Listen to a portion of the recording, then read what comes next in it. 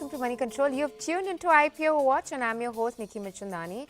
1,000-odd crore public issue of Happy Forgings set to open for bids on December 19. The IPO consists of fresh issue to an extent of 400 crore. The price band for the issue has been fixed at around 808 to 850 per share. The company plans to utilize the net proceed from the fresh issue for the acquisition of equipment, plant, machinery with a total cost of roughly around 171 crore.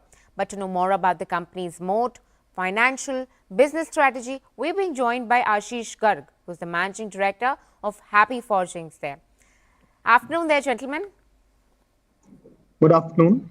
All right, tell us more about your business. Let's start off with a very basic understanding of what does the company do, which are the clients it caters to, and what is the segment essentially that the company is looking into.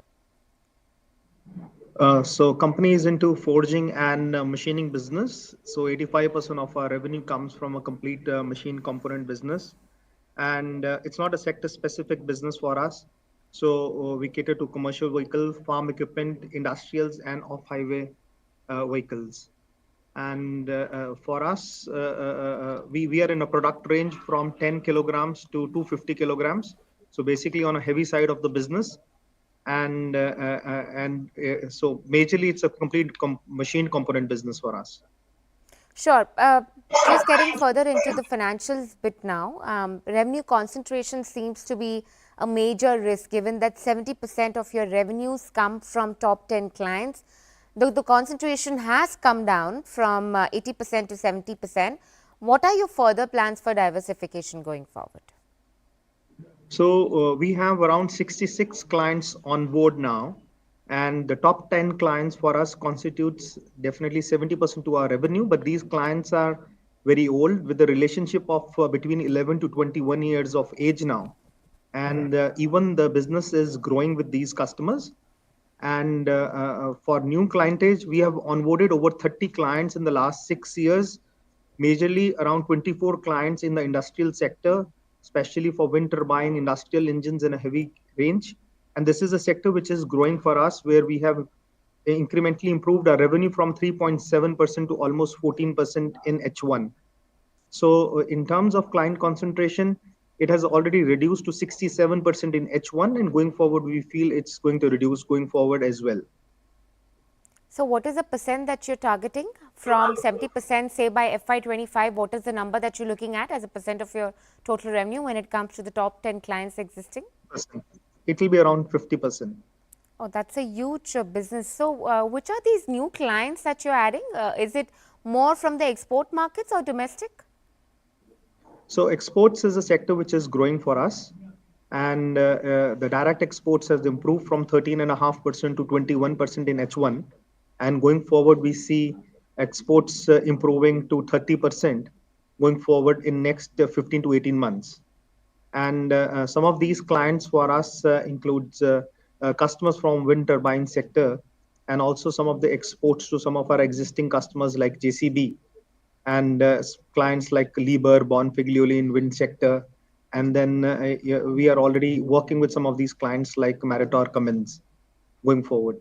Mr. Garg, I missed on the percent that you suggested. You said your present share of revenue from exports stands at what, and how much would it grow by FY25? So it's currently 21% direct exports, which we feel that, we believe it will grow to 30% going forward by FY25. Okay. So, that's quite a change and shift, I must say. What's the margin difference between your domestic as well as export business? Which is more margin accretive? The export business is definitely more margin accretive. There is around 10 to 12% better margins in export sector. So there is around 3 to 4% additional cost on the exports, but on a EBITDA side, it is around 5 to 7% better than the domestic business. So you expect your margin profile to be what by FY25? You're sitting at a number of 28 to 30% thereabouts. You think a number of 40-45 would be easily doable by FY25 since you have that change in mix coming in more from the export side? No, it's the incremental business which is coming at a better realization. So we see around 1.5 to 2% improvement on a console basis. because it's an incremental business which is coming at a better realization. But the EBITDA margins should be upwards of 30% to upwards of 29% going forward in next 15 to 18 months. Okay, so 31% is what you're looking at given the incremental growth that comes in from the export markets, as in when you diversify your client base more towards the export market, if I've got that right. Yes, on the absolute EBITDA per kg will improve, but sometimes the steel price also has an impact on the EBITDA percentage because steel is a pass through for us. So if the steel price is going up, then the EBITDA percentage normally goes down for us because steel is a pass through. So basically, if you see, if we consider the steel price base as same, then absolute beta per kg will improve. Okay. On the on the percentage basis, we see that yes, around 1 to 2% it will improve. All right, Mr. Garg, let's talk about your top line in that case. The revenue growth for the last 2 years has been between 40 to 47%, FY22 and 23. How sustainable is this growth and what are the key drivers behind this growth? So I will talk from last 10 years perspective because top line has grown at a CAGR of almost 18% in the last 10 years, whereas EBITDA has grown at a CAGR of almost 24% in the last 10 years. So going forward, we see that we'll be able to maintain this growth trajectory. And also we believe we'll be able to do better with the primary fundraising that we are doing in the company, which will kind of help us in accelerating this growth. So going forward, on a yearly basis, it's difficult to say, but definitely the numbers going forward, we see we'll be able to maintain this growth going forward as well. You gave a split of 10 years. Can you tell us what was your CAGR between FY21 to 23 when it comes to revenue? It was around 44-45%. Do you expect to have that same CAGR going forward too for the next 2-3 years? On a top line basis, it will be between 18 to 22%. But on a beta basis, it will be far more. It will be upwards of 24-25%. How much was it in the last 2 years? On the last 2 years basis, on the beta level, it was more. It was some impact of COVID, which has come in FY21. So that's the reason if you see from a 5-year perspective, then we'll see that, the top line CAGR will be around 20-21%.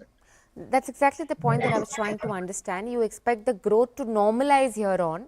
You had the number of 40-45% CAGR from FY21 to 23. You expect that number to normalize from 40 to 20-25% in the next 2-3 years that we're looking at. Have I got that right? Yes, that's all from organic growth.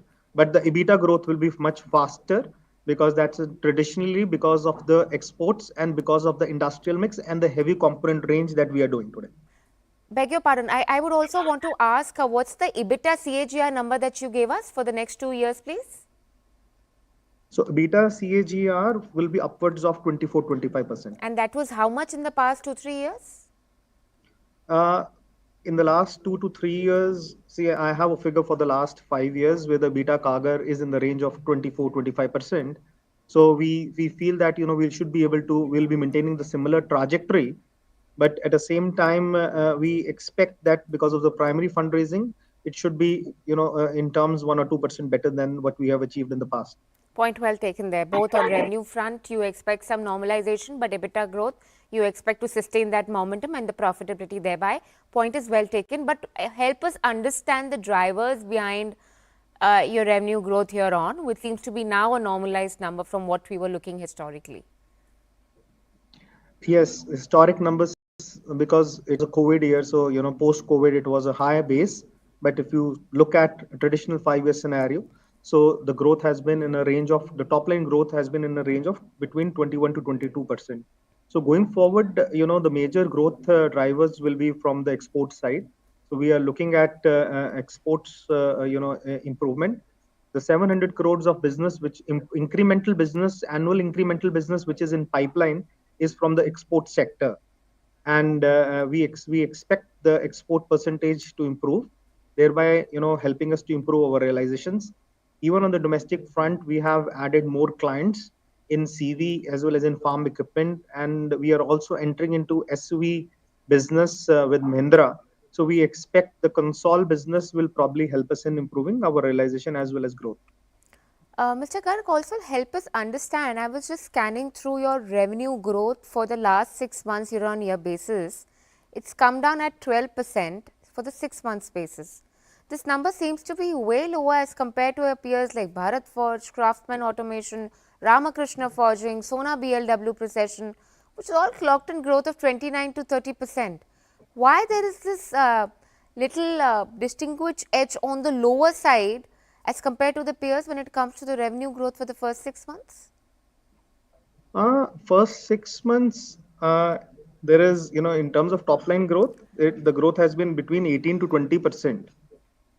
I think in the last year there was a one-time, other income which was around 18 to 20 crores. So if you exclude that, then the top line growth is in the range of 18 to 20% in H1 for us.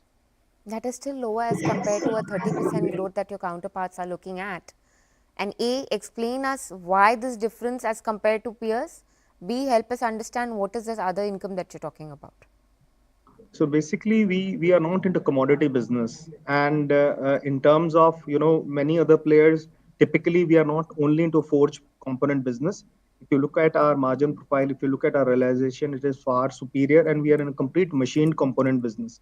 So in a machine component business, our intention is not to just add top line. It's always about to adding a better realization and a better bottom line. So in terms of in the last 6 months, if you look at our EBITDA growth, it is upwards of 20% in the first H1. And for us going forward as well, we feel that we'll be able to maintain the similar trajectory. So in comparison to others, I don't want to comment because there will be some inorganic expansions also in some of the names that you have given. For us, it's totally organic. Going forward in the future, do you also expect to grow just organically? Would you not be looking at any inorganic methods whatsoever? We will be looking at inorganic as well, as we have a strong liquidity in hand. We are almost at a debt equity of 0.22, which is far superior than some of these peers. So going forward, we feel that we'll be accelerating our growth through inorganic route as well. But we are looking at some of the deals which probably will materialize. We'll let you know in next 6 to 8 months. Okay, so what are these areas of inorganic growth? Just quickly a minute on this. 6 to 8 months is what you're looking at when it comes to the inorganic plans. Help us talk about more about that. What kind of revenue projections can one expect from that inorganic growth plans when they're expected to be materialized? So at the moment, it's not materialized yet. It's still in discussion phase. But idea is to grow the forging and the machining business. So it will not be in some other domain, and the acquisition will be within India. So we are looking for it, but nothing concrete as of now. And also, we are companies looking at a JV on a heavy side of the business, which is from 250 kg to 1 ton application, especially on the marine side. So once it gets materialized, we will definitely communicate. What's the asset size and the geography in which you're looking for this inorganic expansion? And second point that I have is talk about your business mode to us, unique selling proposition of this company as compared to other peers. So as clearly discussed, we are not in a commodity business, and we are making qualitative business. So we are in a complete product business, almost 85% of the business, because in the last 10 years the machining business has grown by almost 8x. So our idea is to improve the machining content, improve the realization in the business, and also to grow in terms of exports. So that's what we feel. And that's in terms of machining, we feel that we are very different from some of the other forging players. All right, gentlemen, we'll just leave it at that. Thank you so much for taking out the time and having this conversation with us. Thank you. Thank you. All right, with this, it's a wrap, and goodbye from the entire team who puts this piece together. Thank you so much for watching.